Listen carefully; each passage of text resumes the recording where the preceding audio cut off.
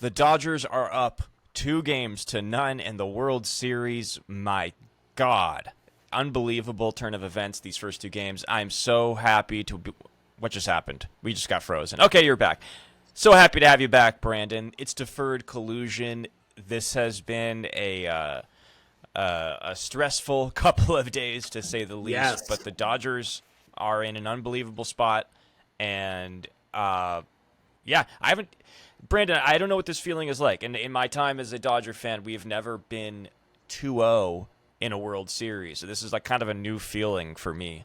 How are you feeling right now? What's there to be feeling about? Job's not finished. I know. Got no feelings. Nah, Jesse, this has been anxiety-riddled. It's been a lot of fun.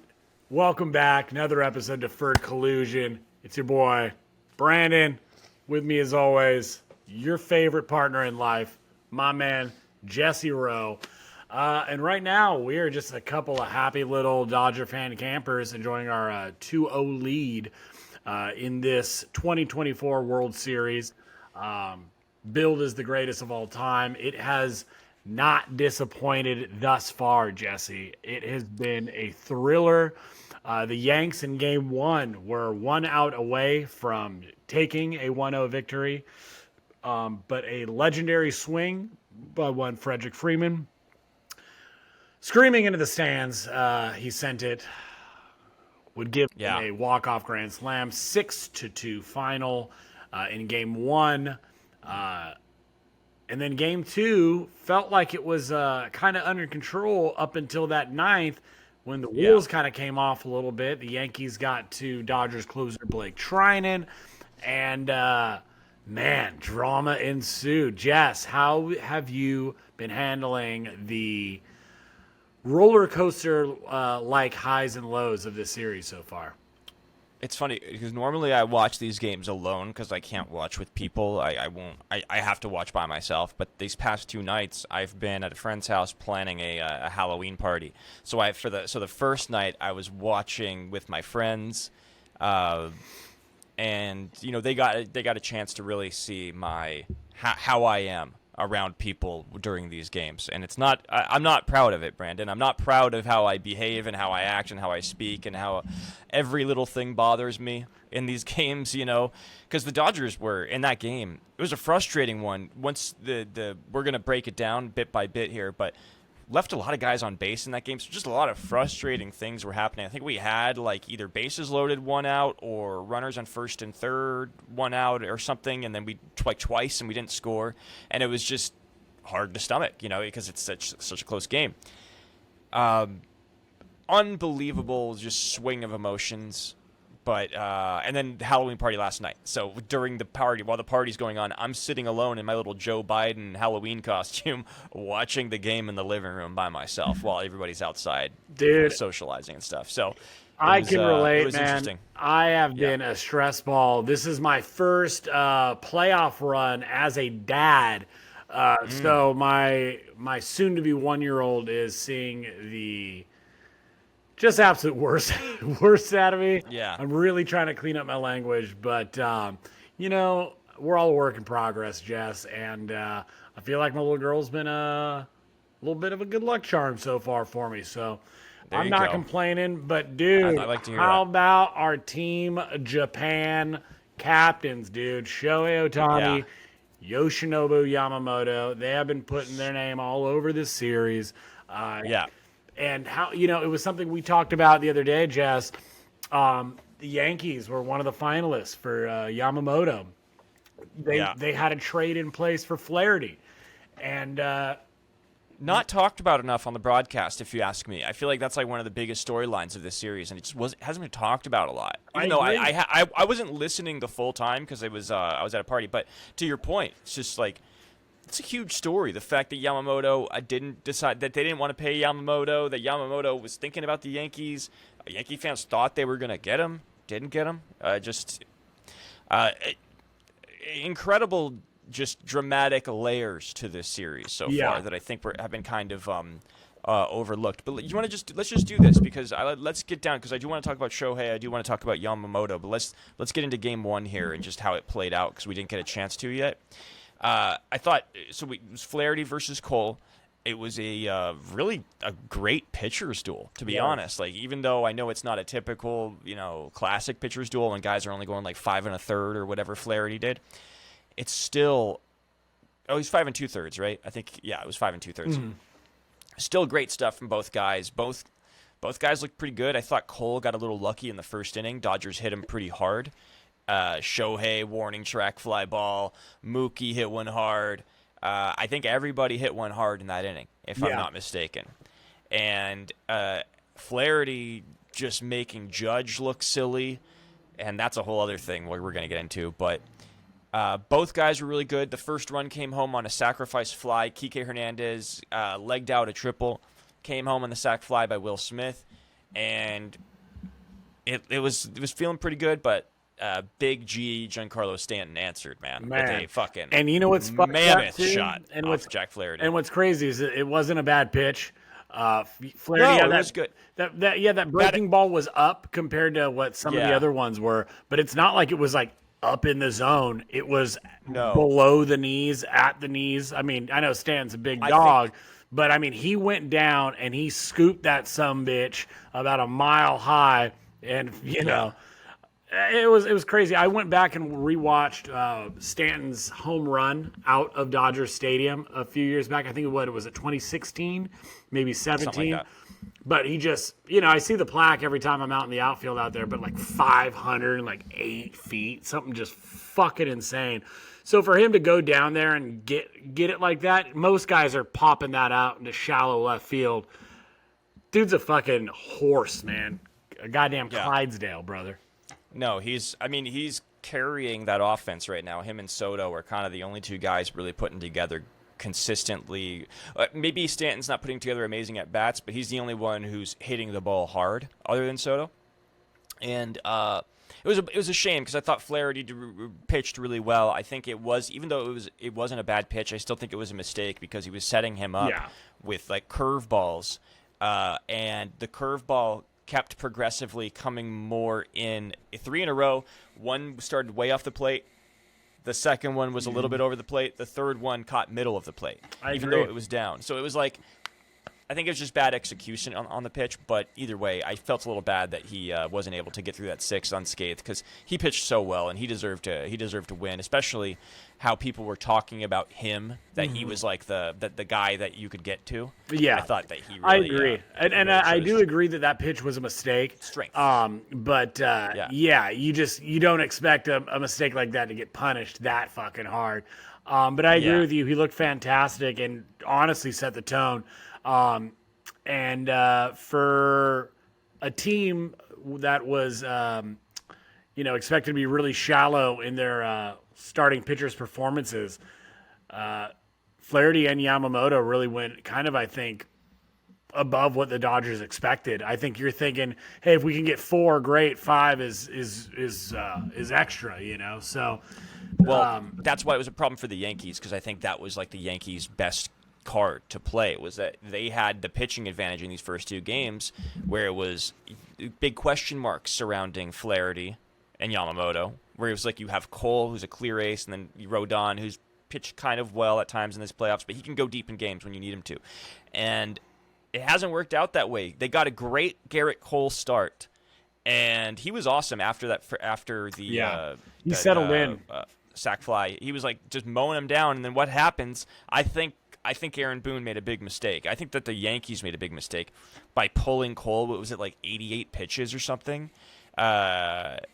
In the 7th with only like 1 out, he gave up a single. Or no, it was like, I think it was a leadoff single, and they just immediately pulled him. Yeah, it was either leadoff or 1 out. The only thing I will say to that, because I agree with you, I do think it is a mistake.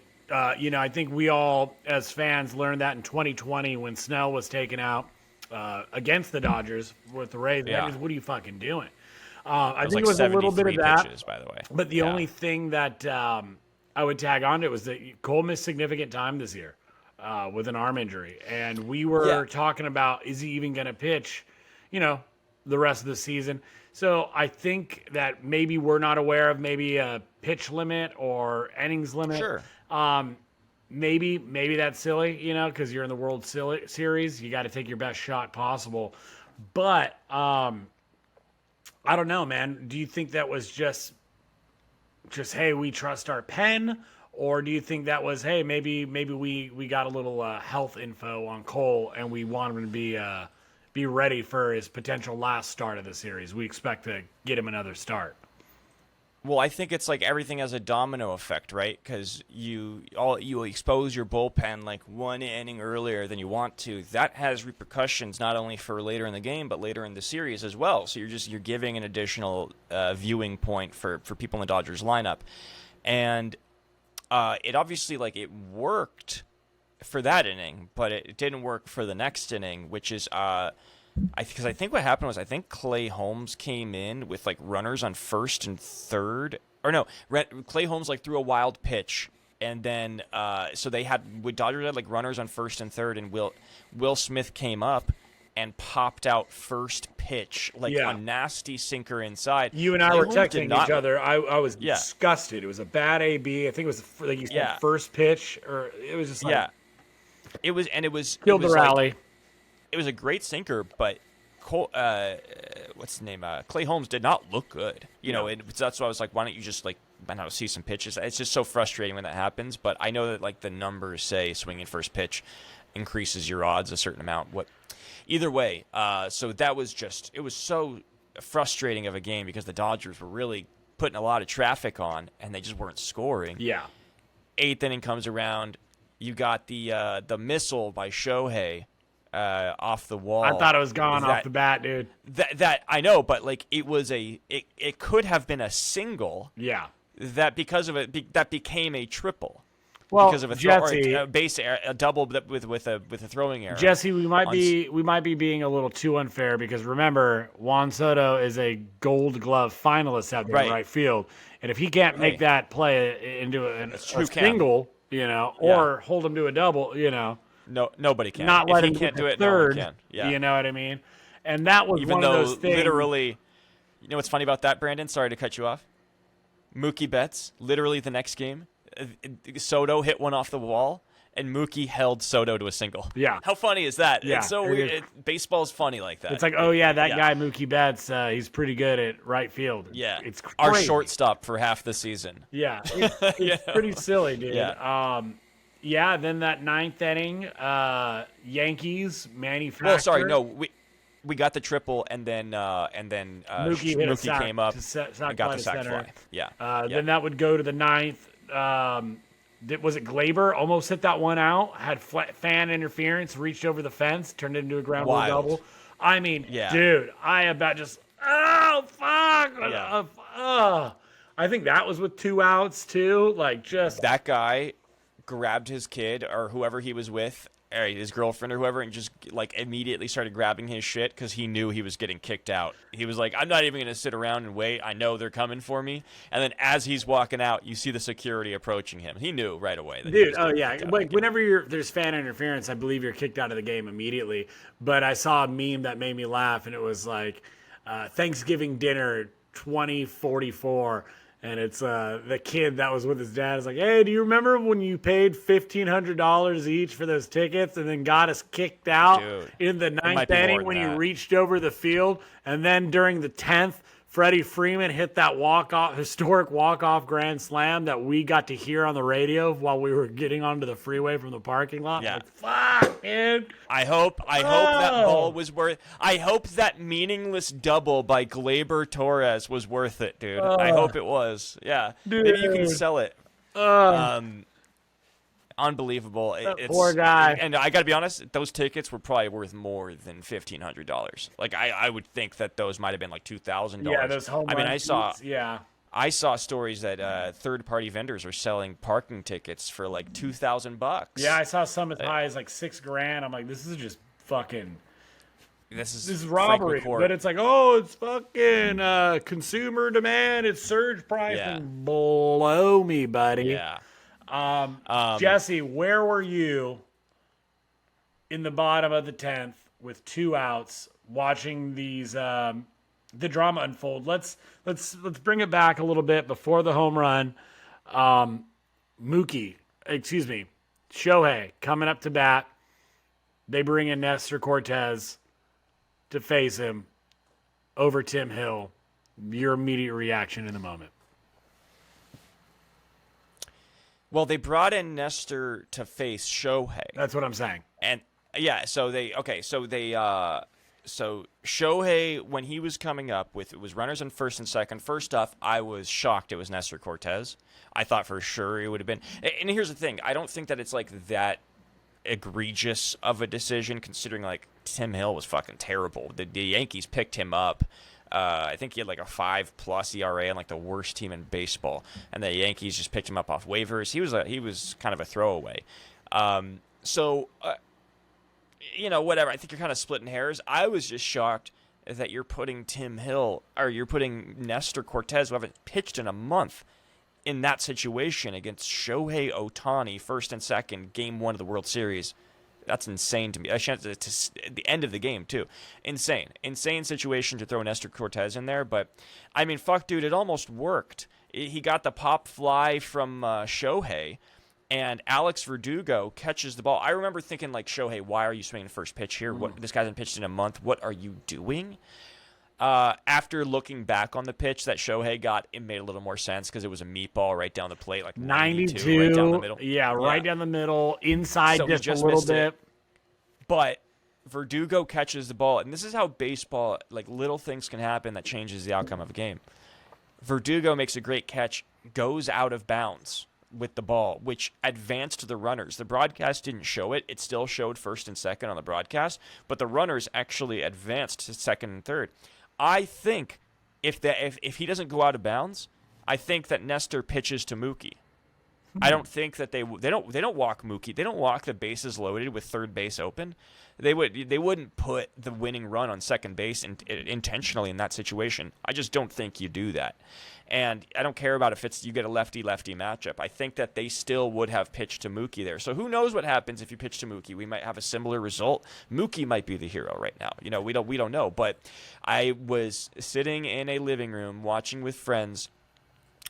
They walked Mookie, and I don't think I spoke for like 5 minutes during that time. I was just sitting there like as quiet as could be. And then when Freddie swung first pitch, I think I ran around the backyard in my neighbor's or my friend's neighbor heard me screaming, and I think I scared him a little bit. I lost my mind. Dude, I was losing it. I was with Marina and my kid and some friends, and we're all over at my parents' house. We're watching it, and my buddy and his daughter are about to leave. It's 2 hours. Like, fuck, I'm going to just listen to the car. And then, whack! Oh, my God. What did we just see? I mean, dude, I was just in, like, a euphoric blur. It was insane. Well, it happened so fast. It happened I think so is why fast. it was. But you know what I think? Not even what I think. What I was looking into a little bit.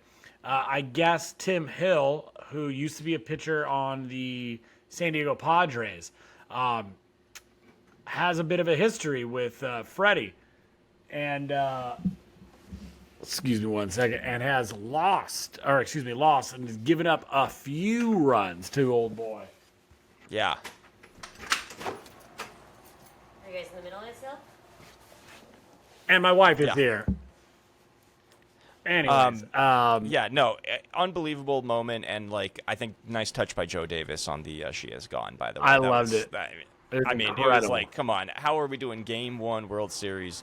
The guy with the bad leg hitting the walk-off home run. Right, both were at like 8:37 p.m. Like exact same time, yeah. And then I saw some stuff, the like numerical coincidences, like the final score was 6-3. Fernando died at the age of 63.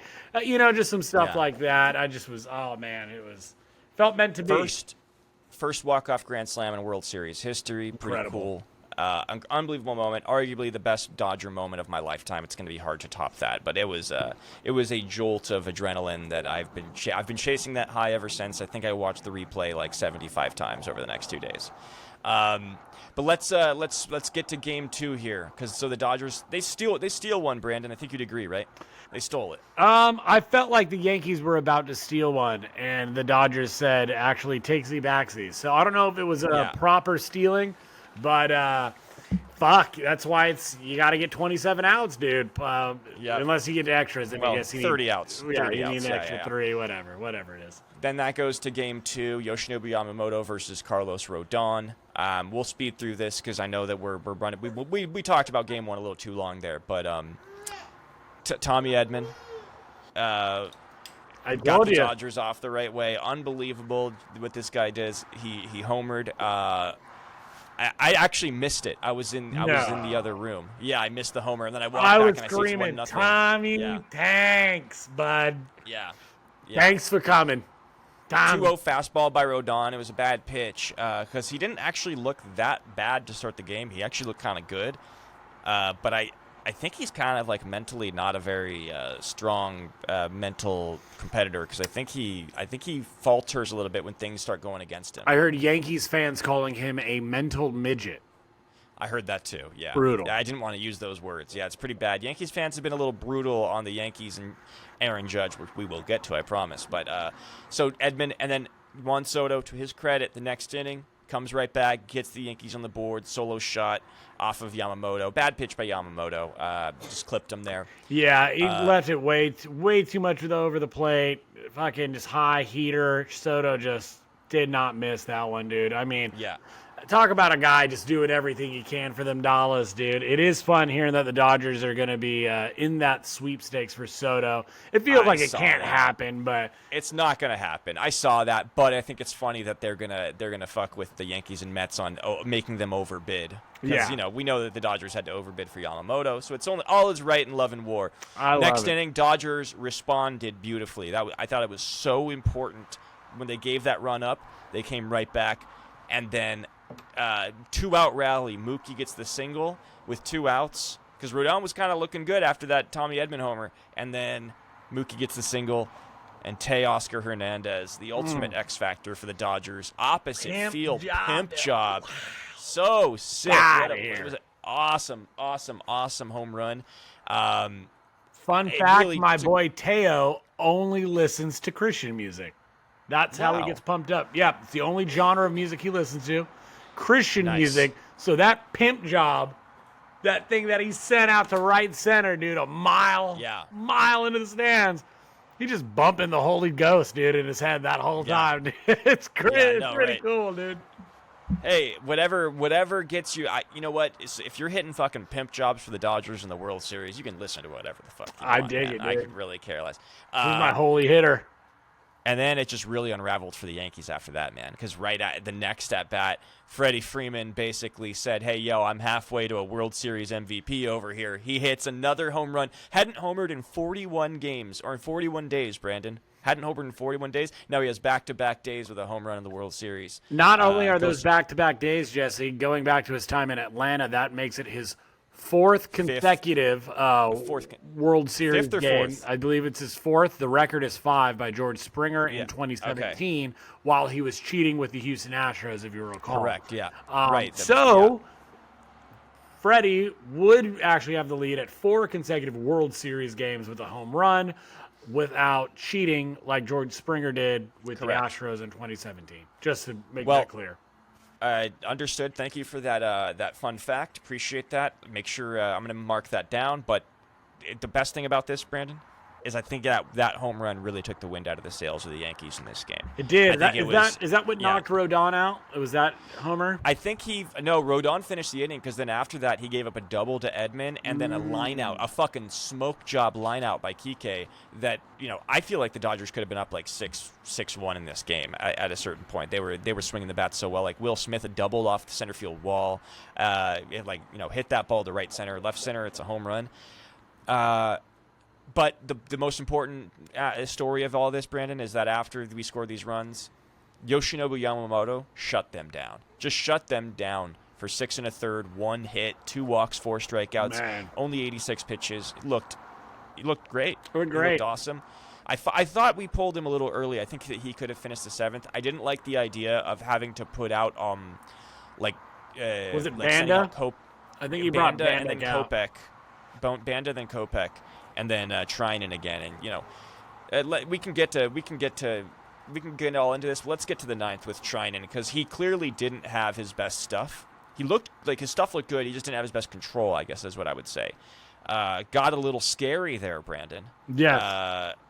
I was getting a little worried just because I thought that Trinan's pitch count was insane. Like Me too. He thrown like 30 something pitches the night before. Yeah. I didn't like that. I thought they left him in a little long. After Jazz stole third, I was like, all right, like let's just knock this off. Yeah, it clearly doesn't have it tonight. And it wasn't even just that he didn't have it. I just felt like arm fatigue, dude. He's been going heavy the last few weeks, even with the week off.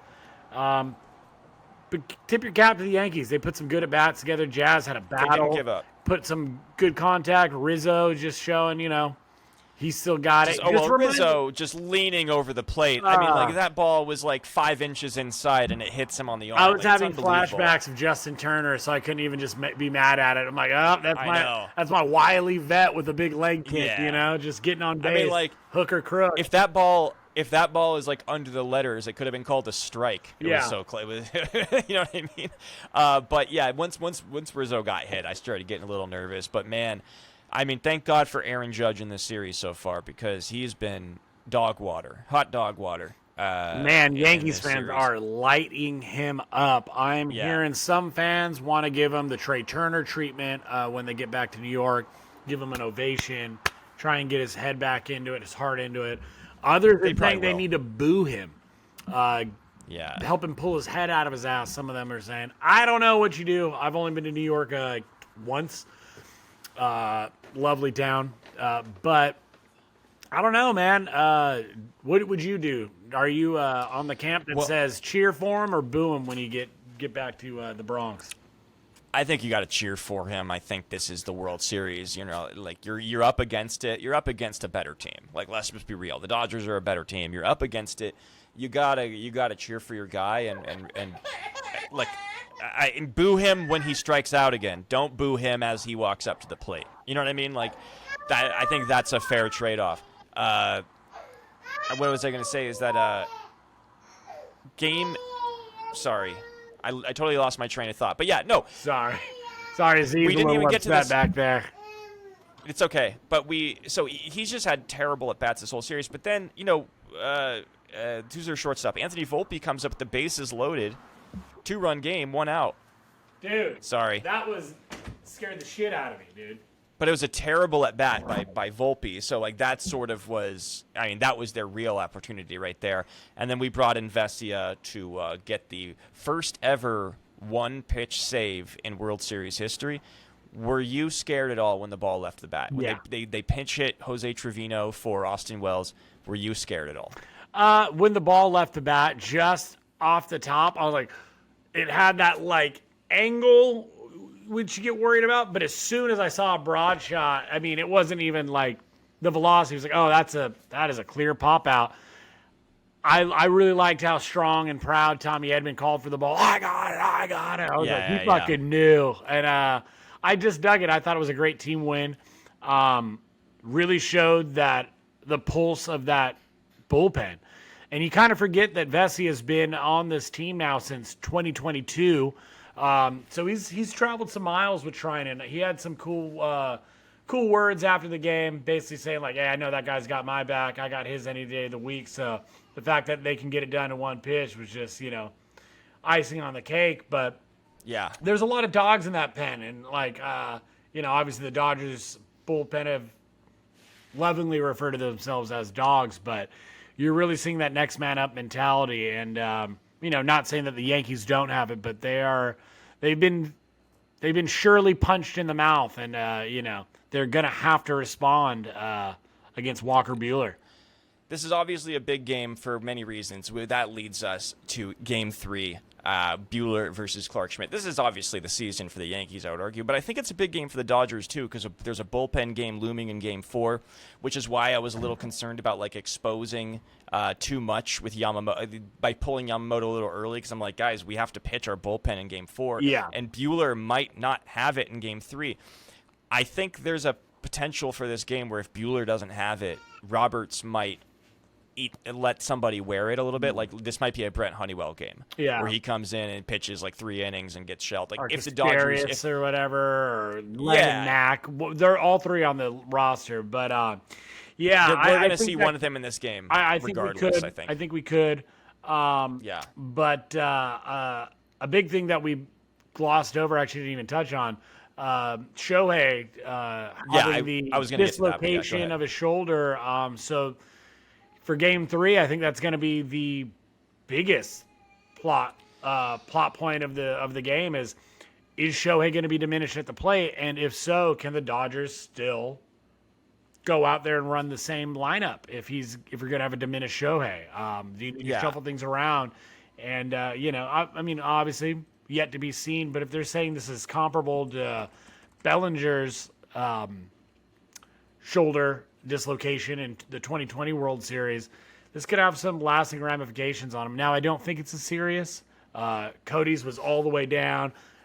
It had happened to him a few times throughout the year as well. So I don't think it's as serious. I don't think it's as scary, but definitely you could feel Dodgers fans everywhere collectively just hold their breath. It was horrible. It put a total dark cloud over an otherwise like dominant game by the Dodgers. Speaking of dark clouds, there was some footage coming out of Yankees fans celebrating Shohei writhing on the ground in pain, flipping him off, saying "fuck you," all that shit. And it gave me just flashbacks to the Dodgers and Padres series where Dodgers fans really made an ass of themselves, fights out in the field, people getting arrested, etc., throwing shit on the field. But dude, to just root for somebody being hurt is just bitch shit. Just full out. And look, don't get your dick in a twist. I'm not calling all Yankees fans bitches. But if you're the type of person who takes like joy in an athlete getting injured, you're a bitch. You're just a bitch. A lot of those guys in that bar had been drinking a little bit and were clearly frustrated with the way the Yankees were playing. Were taking it out on Shohei because they saw it as like their opportunity to like get back in the series or whatever. But and I'm not saying this is a Yankee fan thing, like you mentioned the Dodger fans and how they behaved. I think this is just part of sports fandom. It's the worst part of sports fandom is when people get like this, and I forget that there's like a human element to it. Even though like it wasn't a serious injury, it's still like, fuck you, man. I'm not rooting for Aaron Judge to get injured here. He's just gonna strike out anyway. But So, but just to get back to it, it's being called a subluxation of his shoulder, which is like a partial dislocation.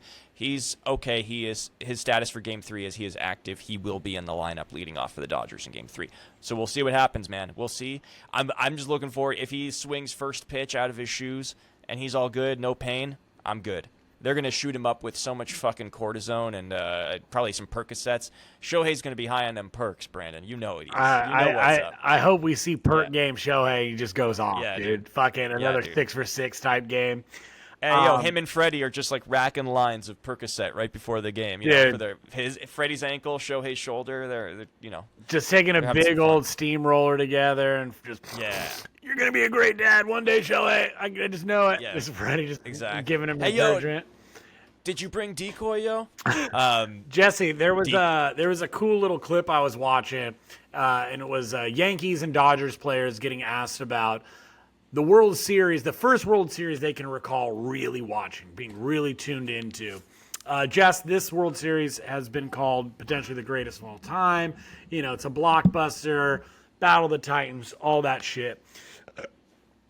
Undoubtedly, this is going to be the start of fandom in the MLB for, a lot of people new or just, new to the sport, globally even.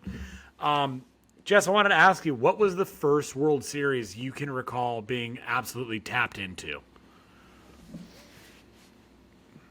I think it was probably here's the thing. Like, I know I watched a little bit of like the Braves in their run when they faced the Yankees and was that like 98? 99. I think like the Marlins and Marlins versus the Indians back in '98 or whatever. Like I think I watched that one for sure. I was really into that because I remember like the Dodgers traded Mike Piazza. No, I think that was before he got traded. I just remember that was where because the Dodgers were never in the World Series, so it was like I had trouble watching the playoffs because it was so heartbreaking when the Dodgers would get eliminated. I would say Indians versus Marlins in '97 or '98. Yeah, I think that was '97. Which was great World Series. Really was a great World Series. Edgar Renteria's walk-off single to win the World Series. I think that would be my number one. At that old Joe Murphy Stadium, like that old tire fire of the stadium. Yeah. I remember I have like a pretty vivid memory of like Game 7 of the 2001 World Series, the Diamondbacks and Yankees. Yeah. I remember being in Vegas as a kid, and like I was at my cousin Mark's house, and I remember just watching that last inning and be like, oh my God, like this walk, it was just incredible, right? Yeah. Luis Gonzalez? Yeah. But I think I got to go 0-2, the Angels Giants. I think that might be the better answer because I was way more locked in with that series than any other World Series simply because it was Los Angeles. Yeah, I remember my dad's company, like, I don't know if they were gifted tickets or whatever, but my dad and I got to go to one of those World Series games, and that was like prime Rally Monkey era. And I just remember it being incredible. But yeah, I never was a fan of the Angels after that. It's not like it was an incredible moment. But like you said, it was just cool. In that era, the Dodgers were just horseshit. They were just hot garbage and weren't winning anything. But yeah, man, if this is turning out to be a 7-game series or a 6-game series, dude, I don't know that I'm going to be able to survive it, dude. This World Series would kill me. I'm really, really hoping the Dodgers can wrap this up in foe, Jess. Yeah, well, it's looking good so far, man. They've got it's all in their favor now. Yeah, we will see. It's Game 3, Walker Buehler versus Clark Schmidt tomorrow night, and it's going to be fun, man. The Bronx is going to be booming. We know that for sure. We're going to get to see a Dodgers at Yankee Stadium in the World Series. Come on, man. What else do you want? Pretty sick. What else do you want? I know Pantone, that crew's going out there. 294. Yeah. 294, they're going out there, so that's going to be exciting. But, Jess, let me just ask you this real quick before we get out of here. Give me 2 predictions. One, give me your Game 3 score and MVP prediction. And who do you think the Yankees bring out to one-up Ice Cube's performance at the Game 2 in LA? Wow, that's a great question. So let's start with the score. Unfortunately, I am a little concerned that this might be the game the Yankees get in this series. And I hope I'm wrong because I don't want to be up 2-1 with a bullpen game. Potentially evening up this series at 2-1. I'm going to say 6-4 Yankees. But I do think the Dodgers are wrapping it up in 6, so I do think that they are winning 1 in the Bronx. That's what I will say. But I'm saying this only because I want a great classic series, and I want the Dodgers to win it. You know what I mean? So I'm trying to have it both ways here. I wouldn't be surprised if we fucking sweep them, Brandon. Whoa, I really wouldn't be surprised at this dude, point. That's getting a little scary, but I'll knock on some wood for that. Give me your performer prediction. Well, Brett Honeywell, I think he's going to eat it and wear it for the Dodgers bullpen game on Game 4. So he's going to have to pitch like 3 innings in this game. Him or Landon Knack are going to have to wear it, eat some innings to make sure that guys like Trinan and Kopech get 2 days off, and we don't have to see them. We might see some like Daniel Hudson in there, but who we haven't seen yet in this series. We haven't seen Hudson yet. So, because I think you want to give them a couple of days off. But I'll say this: so that's if the Dodgers lose. If the Dodgers win, it's going to be Walker Buehler, dude. I agree. Because I think he's gonna be good. If the Dodgers win, it means Buehler is good. Yeah. And I think he's gonna give it. I wouldn't be surprised if he gives us like 5 innings, 1 run type of deal. You know what I mean? Like I can see it happening. Yeah. Do you think Dave's gonna give him a long leash if he is Chevin? Yeah. Because this could be potentially his final performance in Dodgers uniform. Exactly. And, well, they also want him for Game 7 potentially, but it's we're not going to Game 7. Brandon. We'll see what happens. We ain't getting there. Well, Jess, let me just tell you, I love where your head's at with the predictions for the game. I do think you're wrong. I think Walker is going to come out and shove, and I think the Dodgers are going to get to Clark Schmidt. Look for Shohei to park one in the stands early. I think that we might have like a little injured fawn moment where maybe Shohei's playing possum and he lets one get in a little deep and he just sends it down that short porch fucking right. I wouldn't be surprised if we see a leadoff homer, dude. That's what I'm saying. Yeah. And as for the MVP, dude, I'm gonna follow up and actually say it's gonna be Shohei Ohtani. I think he's gonna have a big offensive game out in the Bronx. But on a sidebar to that, look for Mookie Betts and Teoscar Hernandez to be comfortable hitting back in Yankee Stadium. And the last thing I'm going to say, I think they're going to get your boy Jay-Z out there, dude, with Alicia Keys and try and do a little New York because they're down 2-0. Use that as a rallying cry. Say they get Brandon, the win. The problem is they already said Fat Joe's making an appearance. Oh, that's right, dude. I'm an idiot. Yeah, sorry, dude. But maybe Game 4. Do you think he brings out J-Lo? What's the over-under that Fat Joe brings out J-Lo? Oh, God. That's too much for Ben Affleck, dude. Like, he already lost J-Lo, and now he's a Red Sox fan who has to see J-Lo at the Yankees World Series. I don't know. That's a little unfair to my boy Ben. I forgot Ben was a fucking Red Sox fan. Seeing J-Lo with fucking A-Rod must have killed him. Yeah. So, either way, I like the Jay-Z shout, though. That'd cost a lot of money, but I like it. You got to one-up it because Ice Cube was fucking dope. Start spreading the news. Anyways, Jess, that's another episode of Deferred Collusion, the World Series edition. Please, thank you guys for sticking with us through this this run. It's been a blast. Please, got a lot of new subs and followers over the past couple weeks. Share. Tell your friends about us. A couple of knuckleheads talking ball. Start spreading the news. Ba, ba, ba, ba, da. 'Cause now you're in New York.